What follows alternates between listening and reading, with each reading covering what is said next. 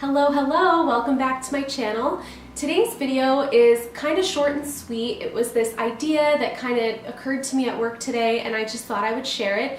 One disclaimer right off the top is that this concept is a little bit on the woo-woo side of spirituality and personal growth. It's a little bit more out there. It's a little bit more trans-rational beyond just pure rational thinking and pure logic.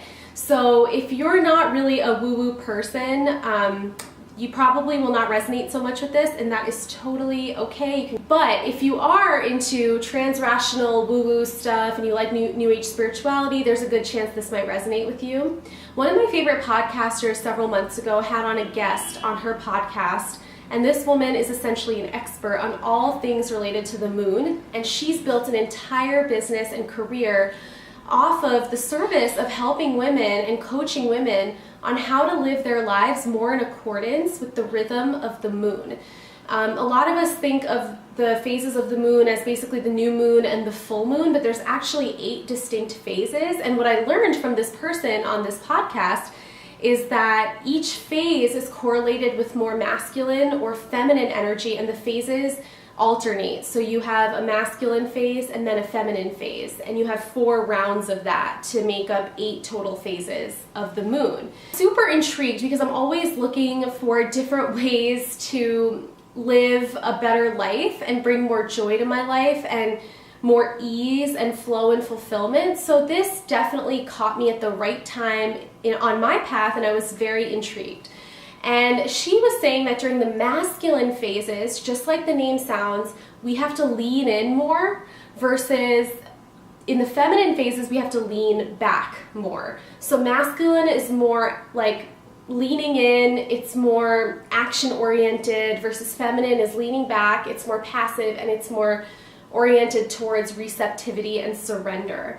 But you guys probably know me at this point if you've been watching any of my videos. I am super action oriented. It's not enough for me to just hear about an idea. If I'm intrigued by it and it resonates with me, I automatically want to know how to apply it to my life. And the idea of the feminine phases has really been bugging me because I just couldn't figure out how exactly to make that actionable. I mean, the idea of the feminine phase in general, like I said, is to lean back. It's to not take action. So how do I take action on something that essentially is all about surrender and receptivity? So oftentimes I feel like we learn a lot of things just by living life and learning lessons by doing things out in the world. And so it is currently, when I'm filming this, the 6th moon phase has started, and it's a feminine yin phase as opposed to the masculine yang phases. And so I was wondering, how do I lean back? I still don't get it. So I've had a couple of thoughts, and hopefully this helps anyone that might be curious about this or wondering the same thing. Number 1, you can reduce expectations on yourself. A lot of times we have a ton of expectations related to our to-do list. And just like the name implies, a to-do list is a bunch of action items and tasks that we need to get done. So in a feminine phase, if possible, try to scale back on expectations of ourselves and give ourselves, quite frankly, less to do. So that could be one way of implementing basically the wisdom of what the feminine moon phase is, right? And that was the one that came to me most quickly, and it was most intuitive.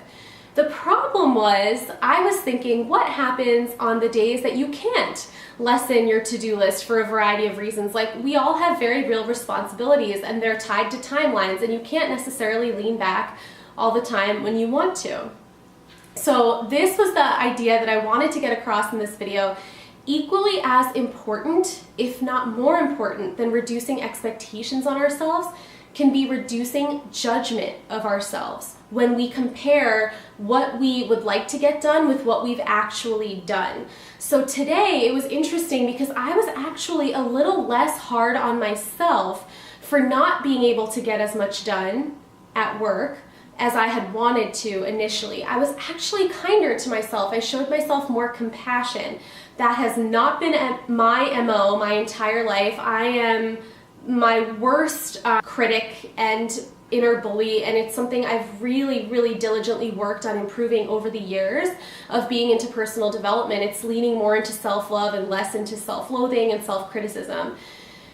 But I did realize that today, because I was so aware of this is a feminine moon phase, I'm trying to be more relaxed and laid back, and I'm trying to implement this wisdom in my life, I noticed myself give myself permission for the first time ever to not be able to achieve as much. For whatever reason, it was not one of those days that I was in the flow. I wasn't really cranking things out as effectively as I know I sometimes can. And I didn't have the judgment as much as I usually do. I relaxed and I accepted it and I allowed it, and I said, you know what, today it's not really happening, and that's okay.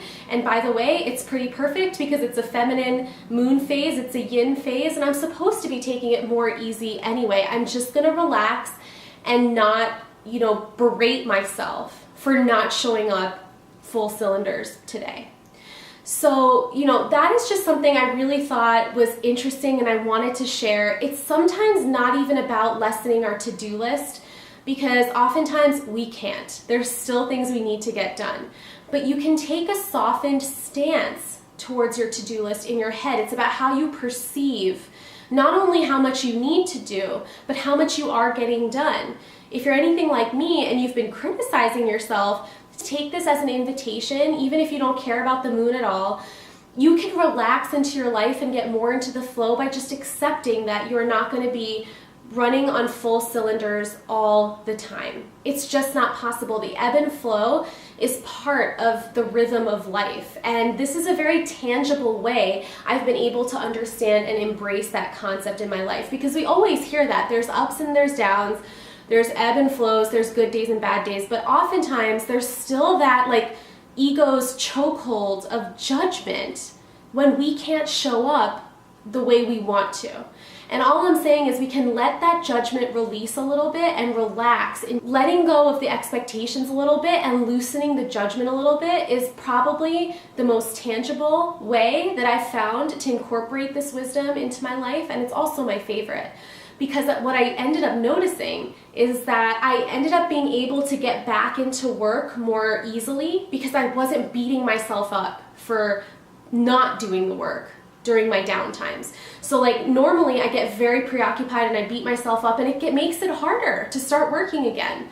Versus today, I relaxed, I accepted it, I allowed it, and that allowed me to see an opening where I could start working again. It allowed me to let some insight come to me where I could then get some clarity on a place that I was stuck.